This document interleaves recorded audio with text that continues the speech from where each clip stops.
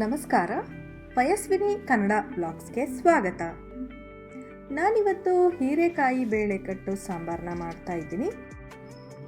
ಹಾಗೆಯೇ ಹೀರೆಕಾಯಿ ಬೇಳೆಕಟ್ಟು ಸಾಂಬಾರು ಮಾಡೋದಕ್ಕಿಂತ ಮೊದಲು ಈ ವಿಡಿಯೋನ ನೀವೇನಾದರೂ ನನ್ನ ಚಾನಲ್ಗೆ ಸಬ್ಸ್ಕ್ರೈಬ್ ಆಗದೆ ನೋಡ್ತಾ ಇದ್ದರೆ ಈಗಲೇ ಸಬ್ಸ್ಕ್ರೈಬ್ ಮಾಡಿ ಅಂತ ಹೇಳ್ತಾ ಬನ್ನಿ ಹೀರೆಕಾಯಿ ಬೇಳೆಕಟ್ಟು ಸಾಂಬಾರು ಮಾಡೋದು ಹೇಗೆ ಅಂತ ನೋಡೋಣ. ಮೊದಲನೇದಾಗಿ ನಾನಿಲ್ಲಿ 1 ಕಪ್ಪಷ್ಟು ಬೇಳೆನ ತಗೋತಾ ಇದ್ದೀನಿ. ಹಾಗೆ ಅದನ್ನು ನೀಟಾಗಿ ತೊಳೆದು ಒಂದು ಕುಕ್ಕರಲ್ಲಿ ಹಾಕ್ಕೊಂಡಿದ್ದೀನಿ. ಹಾಗೆ ಈಗ ನಾನು 2 ಕಪ್ಪಷ್ಟು ಹೀರೆಕಾಯಿನ ನೀಟಾಗಿ ಕಟ್ ಮಾಡಿ ತೊಳೆದಿಟ್ಕೊಂಡಿರೋವಂಥ ಹೀರೆಕಾಯಿನ ಆ್ಯಡ್ ಮಾಡ್ತಾ ಇದ್ದೀನಿ. ಇದರ ಜೊತೆಗೆ ಸ್ವಲ್ಪ ಮೂಲಂಗಿನ ಕೂಡ ನಾನು ಕಟ್ ಮಾಡಿ ಆ್ಯಡ್ ಮಾಡ್ಕೋತಾ ಇದ್ದೀನಿ. ಹಾಗೆ 1 ಕಪ್ಪಷ್ಟು ಬೀನ್ಸ್ ಹಾಗೆ ಕ್ಯಾರೆಟ್ನ ನಾನು ಮಿಕ್ಸ್ ಮಾಡಿ ತೊಗೊಂಡಿದ್ದೀನಿ. ಅದನ್ನು 1 ಕಪ್ಪಷ್ಟು ಆ್ಯಡ್ ಮಾಡಿಕೊಂಡೆ. ಇದಾದಮೇಲೆ ತರಕಾರಿ ಮುಳುಗೋ ಅಷ್ಟು ನೀರನ್ನು ನಾನು ಇದಕ್ಕೆ ಸೇರಿಸ್ಕೊತಾ ಇದ್ದೀನಿ. ಆಮೇಲೆ ಬೇಕು ಅಂದರೆ ನೋಡಿಕೊಂಡು ನಾವು ನೀರು ಹಾಕೊಬೋದು. ಹಾಗಾಗಿ ನಾನು ಸ್ವಲ್ಪನೇ ಹಾಕ್ಕೊಂಡಿದ್ದೀನಿ ನೀರನ್ನ. ಇದಾದ ನಂತರ ಸ್ವಲ್ಪ ಒಂದು ಎರಡು ಗರಿಯಷ್ಟು ಕರಿಬೇವನ್ನು ನಾನು ಇದಕ್ಕೆ ಸೇರಿಸ್ಕೊಂಡೆ. ಈಗ ಲಾಸ್ಟಲ್ಲಿ 1 ಸ್ಪೂನಷ್ಟು ಆಯಿಲ್, ಕುಕ್ಕಿಂಗ್ ಆಯಿಲ್, ರಿಫೈನ್ಡ್ ಆಯಿಲ್ನ ನಾನು ಆ್ಯಡ್ ಮಾಡಿ ಹಾಗೆಯೇ 4 ರಿಂದ 5 ವಿಷಿಲ್ ಕೂಗಿಸ್ಕೊಳ್ಳೋದಕ್ಕೆ ನಾನು ಕುಕ್ಕರ್ ಮುಚ್ಚಳ ಮುಚ್ಚಿ ಇಡ್ತಾ ಇದ್ದೀನಿ.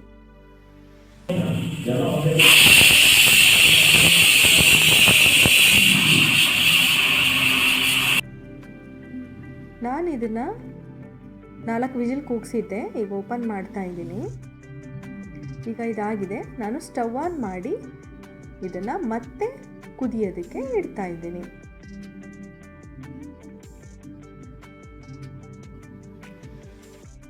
ಬೇಳೆ ತುಂಬ ಚೆನ್ನಾಗಿ ಬೆಂದಿದೆ, ಹಾಗಾಗಿ ತೊಂದರೆ ಇಲ್ಲ.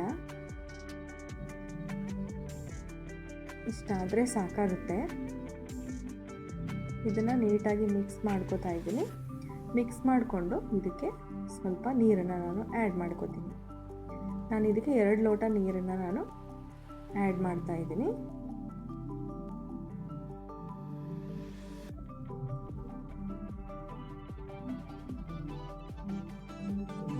ಎರಡು ಲೋಟ ಅಷ್ಟು ನೀರನ್ನು ಆ್ಯಡ್ ಮಾಡಿ ಆದಮೇಲೆ ನಾನು 2 ಸ್ಪೂನಷ್ಟು ಖಾರದ ಪುಡಿನ ಇದಕ್ಕೆ ಸೇರಿಸ್ತಾ ಇದ್ದೀನಿ.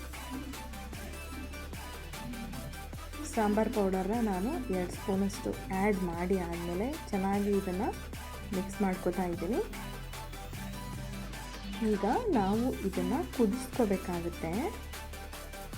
ಇದನ್ನು ನಾನಿಲ್ಲಿ ಕುದಿಯೋಕ್ಕೆ ಇಡ್ತೀನಿ. ಒಂದು ಕಡೆ ಕುದಿಯೋಕ್ಕಿಟ್ಟು ಹಾಗೆಯೇ ಮತ್ತೊಂದು ಒಲೆ ಮೇಲೆ ನಾನು ಸಾಂಬಾರನ್ನ ಒಗ್ಗರಣೆ ಮಾಡ್ಕೋತಾ ಇದ್ದೀನಿ. ಒಗ್ಗರಣೆಗೆ ಮೊದಲನೇದಾಗಿ 5 ರಿಂದ 6 ಟೇಬಲ್ ಸ್ಪೂನಷ್ಟು ಎಣ್ಣೆನ ಆ್ಯಡ್ ಮಾಡಿದ್ದೀನಿ. ಹಾಗೆ ಇದಕ್ಕೆ ಎಣ್ಣೆ ಕಾದ ಮೇಲೆ ಸ್ವಲ್ಪ ಸಾಸಿವೆ ಹಾಕಿ, ಸಾಸಿವೆ ಸಿಡಿತಾ ಇದ್ದಂಗೆ ನಾನು ನೀಟಾಗಿ ಕಟ್ ಮಾಡಿ ಇಟ್ಕೊಂಡಿರೋಂಥ ಒಣಮೆಣಸಿನ್ಕಾಯಿನ ಇದಕ್ಕೆ ಸೇರಿಸ್ಕೊತಾ ಇದ್ದೀನಿ. ಹಾಗೆ ಇದಕ್ಕೆ ಸ್ವಲ್ಪ ಕರಿಬೇವನ್ನು ಕೂಡ ಆ್ಯಡ್ ಮಾಡ್ತಾ ಇದ್ದೀನಿ. ಇದ್ರ ಜೊತೆಗೆ ನಾನು ಒಂದು 6 ಬೆಳ್ಳುಳ್ಳಿನ ಜಜ್ಜಿಟ್ಕೊಂಡಿದ್ದೆ, ಅದನ್ನು ಕೂಡ ಸೇರಿಸಿ ನೀಟಾಗಿ ಮಿಕ್ಸ್ ಮಾಡ್ಕೊತಿದ್ದೀನಿ. ಈಗ ಇದಕ್ಕೆ 1 ಬೌಲಷ್ಟು ಈರುಳ್ಳಿನ ಆ್ಯಡ್ ಮಾಡಿಕೊಂಡು ಫ್ರೈ ಮಾಡ್ಕೊತಾ ಇದ್ದೀನಿ.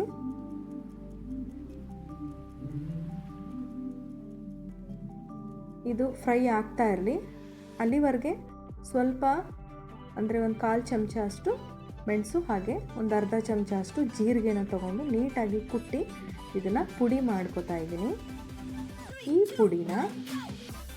ಪುಡಿನ ನಾನು ಒಗ್ಗರಣೆಗೆ ಸೇರಿಸ್ಕೊಂಡು ಮತ್ತೆ ಫ್ರೈ ಮಾಡ್ಕೊತಾ ಇದ್ದೀನಿ.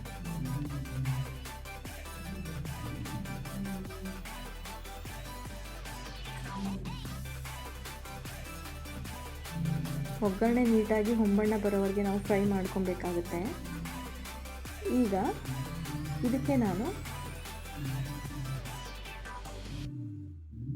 ಚೆನ್ನಾಗಿ ಫ್ರೈ ಮಾಡಿ ಆದಮೇಲೆ ನಾನು ಇದಕ್ಕೆ ಸ್ವಲ್ಪ ಅರಿಶಿನ ಆ್ಯಡ್ ಮಾಡ್ಕೊತಾ ಇದ್ದೀನಿ. ಅರಿಶಿನ ಹಾಕ್ಕೊಂಡ್ರೆ ಬೇಗ ಒಗ್ಗರಣೆ ಬೇಯುತ್ತೆ. ಹಾಗಾಗಿ ಸ್ವಲ್ಪ ಅರಿಶಿನ ಕೂಡ ಸೇರಿಸ್ಕೊಂಡು ನಾನು ಫ್ರೈ ಮಾಡ್ಕೊತಾ ಇದ್ದೀನಿ. ಈಗ ಇದಾಗಿದೆ, ಒಗ್ಗರಣೆ ಕಂದು ಬಣ್ಣ ಬಂದಿದೆ ಸ್ವಲ್ಪ. ಹಾಗಾಗಿ ನಾನು ಇದಕ್ಕೆ ಒಂದು ಕಪ್ಪಷ್ಟು ನಾನು ಟೊಮ್ಯಾಟೊನ ಆ್ಯಡ್ ಮಾಡ್ತಾ ಇದ್ದೀನಿ. ಹಾಗೆ ಅದ್ರ ಜೊತೆಗೆ ಸ್ವಲ್ಪ ಕೊತ್ತಂಬರಿ ಸೊಪ್ಪನ್ನು ಕೂಡ ಆ್ಯಡ್ ಮಾಡಿ ನಾನು ಫ್ರೈ ಮಾಡ್ಕೊತಾ ಇದ್ದೀನಿ.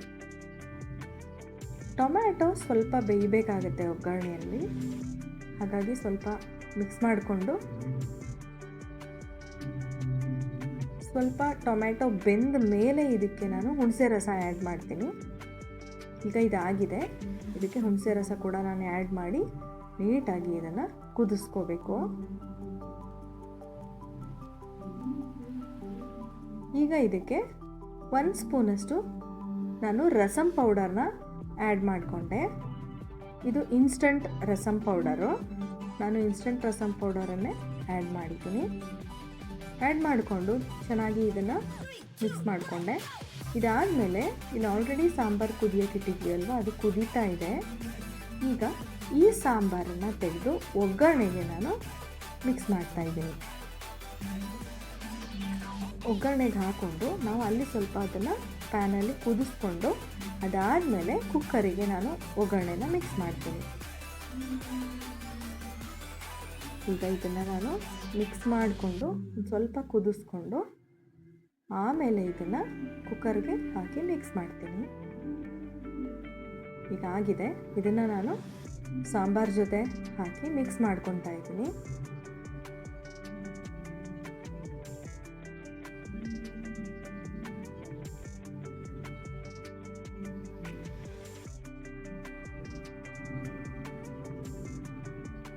ಈಗ ಇದಕ್ಕೆ ರುಚಿಗೆ ತಕ್ಕಷ್ಟು ಉಪ್ಪನ್ನು ನಾನು ಆ್ಯಡ್ ಮಾಡ್ತಾ ಇದ್ದೀನಿ. ಆ್ಯಡ್ ಮಾಡಿಕೊಂಡು ಇದನ್ನು ನೀಟಾಗಿ ಮಿಕ್ಸ್ ಮಾಡಿ ಕುದಿಸ್ಕೊಂಡ್ರೆ ಸಾಂಬಾರು ರೆಡಿಯಾಗುತ್ತೆ. ನೋಡಿದ್ರಲ್ವ, ರುಚಿಯಾದ ಸಾಂಬಾರು ಈಗ ರೆಡಿಯಾಗಿದೆ. ಹಾಗೆ ಈಗ ನಾನು ಇದನ್ನು ಬೌಲಿಗೆ ಸರ್ವ್ ಮಾಡ್ತಾ ಇದ್ದೀನಿ. ಈಗ ಹೀರೆಕಾಯಿ ಬೇಳೆ ಕಟ್ಟು ಸಾಂಬಾರು ರೆಡಿಯಾಗಿದೆ. ಹಾಗೆ ಇದಕ್ಕೆ ನಾನು ಮೇಲ್ಗಡೆ ಗಾರ್ನಿಷಿಂಗಿಗೆ ಸ್ವಲ್ಪ ಕೊತ್ತಂಬರಿ ಸೊಪ್ಪನ್ನು ಕೂಡ ನಾನು ಸೇರಿಸ್ತಾ ಇದ್ದೀನಿ. ನೋಡಿದ್ರಲ್ವ, ರುಚಿಯಾದ ಹೀರೆಕಾಯಿ ಸಾಂಬಾರು ಈಗ ರೆಡಿಯಾಗಿದೆ.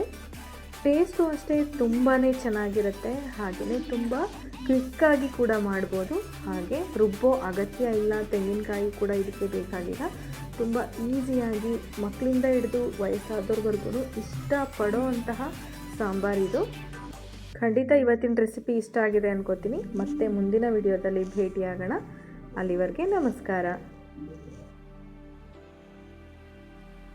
ಈ ವಿಡಿಯೋ ಇಷ್ಟ ಆಗಿದೆ ಅಲ್ವಾ? ಹಾಗಾದರೆ ತಡ ಯಾಕೆ?